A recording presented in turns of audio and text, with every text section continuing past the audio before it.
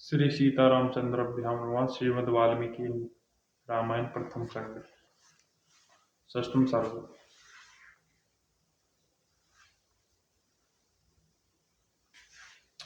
सीता सहित श्री राम का नियम परायण होना और हर्ष में भरे हुए पुरवासियों द्वारा नगरी की सजावट, राजा के प्रति कृतज्ञता प्रकट करना तथा अयोध्यापुरी में जनपदवासी मनुष्यों की भीड़ का एकत्रित होना।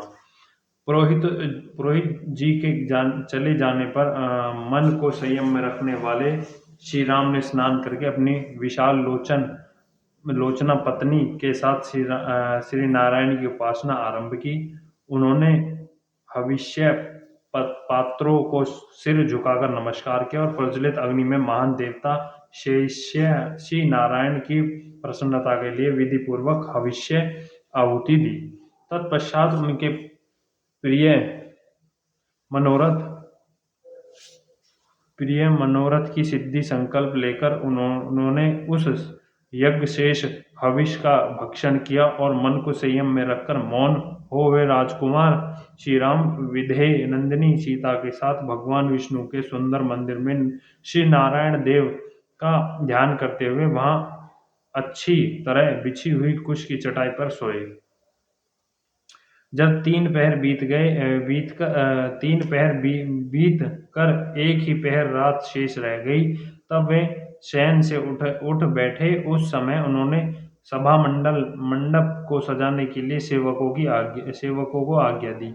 वहां सूत, मागध और बंदियों की स्वर्ण सुखद वाणी सुनते ही श्री राम ने प्रतिकालिक संध्योपासना की। फिर एकत्रित होकर वे जप करने लगे। तदनंतर रेशमी वस्त्र धारण किए हुए श्री राम ने मस्तक झुकाकर भगवान मधुसूदन को प्रणाम किया और उनकी स्तवन किया। उनके बाद ब्राह्मणों से स्वदचित वाचन कराया। जब ब्राह्मणों का पुण्य वाचन संबंधी गंभीर तथा मधुर घोष नाना प्रकार के वादों की ध्वनि से व्याप्त होकर सारी अयोध्यापुरी में फैल गई, उस समय अयोध्यावासी मनुष्यों ने जब यह सुना कि श्री रामचंद्र जी ने सीता के साथ उपवास व्रत आरंभ कर दिया है, उन सबको बड़ी प्रसन्नता हुई। सवेरे होने पर श्री राम ने राज्याभिषेक का समाचार सुनकर समस्त पुरवासी अयोध्यापुरी को सजाने में लग गए। जिनके शिखरों पर श्वेत बादल विश्राम करते थे, उन पर्वतों के समान गगनचुंबी देव मंदिरों, चौराहों, गलियों, देव वृक्षों, समस्त सभाओं, अटालिकाओं, नाना प्रकार की बेचने योग्य वस्तुओं से भरी हुई व्यापारियों की बड़ी बड़ी दुकानों तथा कुटुंबी गृहस्थों के सुंदर समृद्धशाली भवनों में और दूसरे दिखाई देने वाले वृक्षों पर भी ऊंची ऊंची ध्वजाएं लगाई गई और उनमें पताकाएं फहराई गई। उस समय वहां की जनता सब ओर नटों और नर्तकों से समूहों तथा गाने वाले गायकों की मन और कानों को सुख देने वाली वाणी सुनती थी। श्री राम के राज्याभिषेक का शुभ अवसर प्राप्त होने पर प्राय सब लोग चौराहे पर और घरों में आपस में श्री राम के राज्याभिषेक की चर्चा करते थे। घरों के दरवाजे पर खेलते हुए झुंड के झुंड बालक भी आपस में श्री राम के राज्याभिषेक की बात करते थे। पूर्ववासियों ने श्री राम के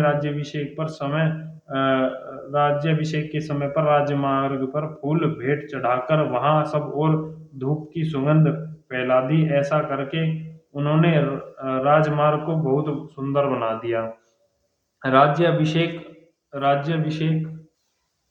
राज्याभिषेक होते होते रात हो जाने की आशंका से प्रकाश की व्यवस्था करने के लिए प्रवासियों ने सब ओर सड़क के दोनों तरफ वृक्षों की भांति अनेक शाखाओं से युक्त दीप्त स्तंभ खड़े कर दिए।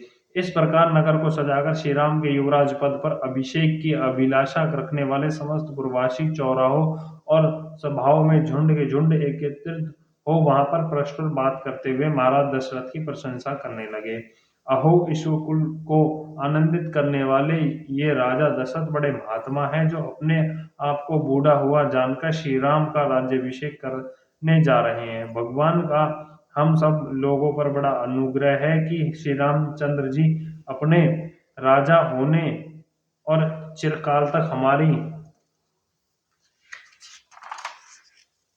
रक्षा करते रहेंगे, क्योंकि वे समस्त लोगों के निवासियों में जो भलाई या बुराई है उसे अच्छी तरह देख चुके हैं।